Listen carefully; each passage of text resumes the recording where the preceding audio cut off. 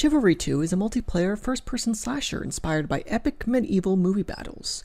Players are thrust into the action of every iconic moment of the era, from clashing swords to storms of flaming arrows to sprawling castle sieges and more. The game is currently in open beta as of writing this. It closes after a week, and then 8 days later it's on sale on Epic. Betas like these I like to call teasers or hype generators because there really not is a whole lot that can be done in the short span between the quote-unquote beta and the release date. The tutorial is somehow both amazing and awful at explaining its game. If you get this game and haven't played anything similar like Mordhau or the other Chivalry games, play it to the end and really get a feel for the mechanics, because if you don't know how to play them, you're gonna have a bad time. What it fails to do right is explain how the abilities work. It also falls a bit short on the weapon variety of the game. There could be more times where mechanics could be explained better, but at that point I'd be nitpicking. The voice actor for the tutorial was humorous for the first few minutes, but after that he started to become rather grating. He's extremely loud compared to the rest of the game and sounds like he's right inside your ear. Often I found buttons displayed on the bottom of the screen more helpful than the voice screaming at me, which made me tune him out. At the end of the tutorial, it makes you pick a faction, which I was concerned about because splitting the player base between two factions often doesn't end well. Though I soon realized it actually doesn't matter which side you choose, making the choice rather useless. Why bother with the choice if it doesn't actually affect anything? The mechanics felt great. It was hard to readjust to the type of game because it's been a while since I've played Mordhau, but when I did readjust, I found myself quickly climbing to the top of the leaderboard consistently. The physics are also great. Decapitating someone is almost always a spectacle, even in the midst of a brutal battle. I feel like I can always take a brief moment to watch someone's head roll off. The games are almost always super chaotic, as are most games of this type. If we were to make a comparison, I would quote my girlfriend and say, if Mordhau is chess, Chivalry 2 is four-ways checkers as a drinking game. And that's not really a bad thing either.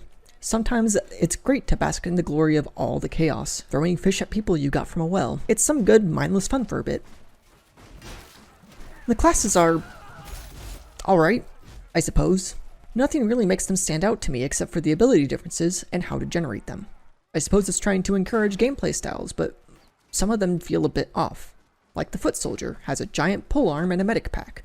Not really much of a theme there. Also, to generate your medic packs, you need to heal or revive people. It would slowly generate over time, so it's not your only way to get them, but I still find it odd that to get your ability, you have to use your ability.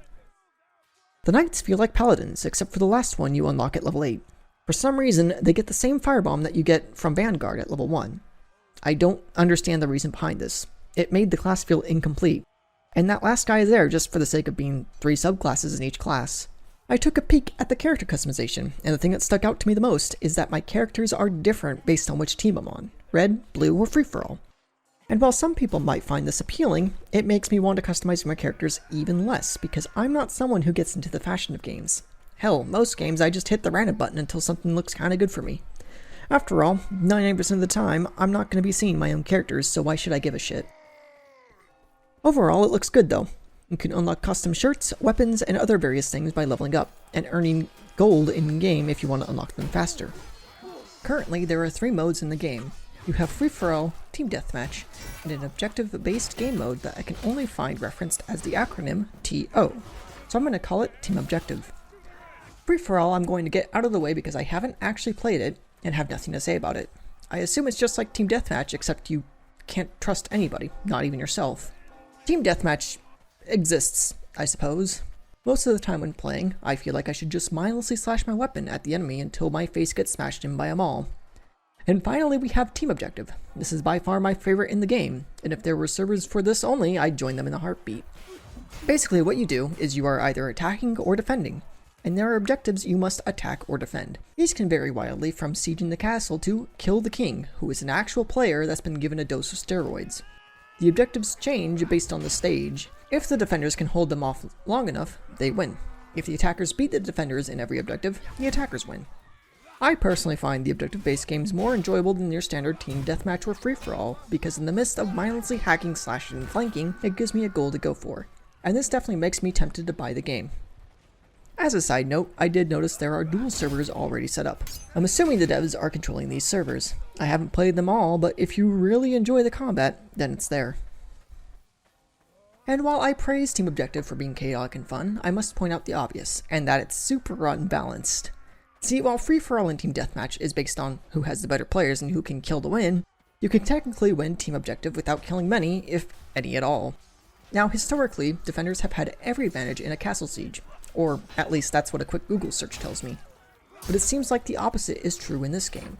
It seems like attackers can get on and hold the objective a lot easier than defenders can stop them from just surging their way in. As a casual player, if I can spot this in under an hour in my first session, this means it's probably worse than what I'm just seeing. I do get matches where attackers lose and defenders win, but those are so few and far in between, I'm usually just expecting the opposite in every game. I have seen a lot of complaints about archers being too strong, but honestly I don't see it. Maybe it's just because I'm a noob that uses shields a lot, so I don't have to worry, but it's not really something I've had many struggles with. The graphics are okay, solid 7 or 8 out of 10. Nothing really stuck out or is noteworthy. The UI needs a bit of work. Something I've noticed in the character creator, when I finally started messing around with it, is that when you select something, to go back, hitting escape actually brings you back to the character selection screen, and not back to the customization types. It's little things like these that really start to bug me over time. Other than that, really it's fine. It does its job, and I can tell at a glance where I'm at compared to the rest of my team. The music is okay, if a bit generic. I'm sure after writing the script, I'm going to wind up turning off my music entirely and just jamming out to my own playlist, if and when I play more. The game is overall decently bug-free. Up until my second session, I haven't really ran into anything game-breaking or frustrating other than I could grab a weapon from any range. I don't know what caused this, and I haven't been able to reproduce it, but I did grab it and throw it across the map. So that's neat. Second session with the group, and I started to notice the party system is absolutely horrible.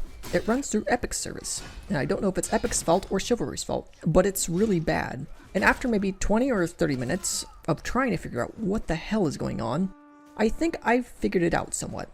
When you first launch the game, it immediately goes to the invite screen. It'll say everyone's offline.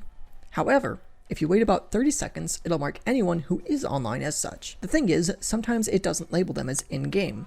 In the main menu, it does mention that you should try joining and leaving the tutorial to try to fix this. This doesn't always work, so when trying to gather more than 2 people, it very quickly becomes a hassle. I don't know what's wrong with it, but honestly, I am now hesitant to buy into the game day 1 because of this bug. I did see a catapult at one point instead of a ballista, which is quite nice. One guy was firing and the other was loading it up. Even at one point I recorded the guy launching himself with the catapult, and it's this kind of wackiness in the game that is enough to keep me interested. There is a colorblind mode, which my colorblind friend appreciates. Personally, I think this game could do with a few more weeks in the oven, but it's a bit late to delay it now.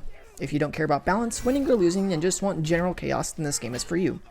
If you want dedicated dueling and enjoy being the best there is at angrily swinging an axe, then there are dueling servers for you too.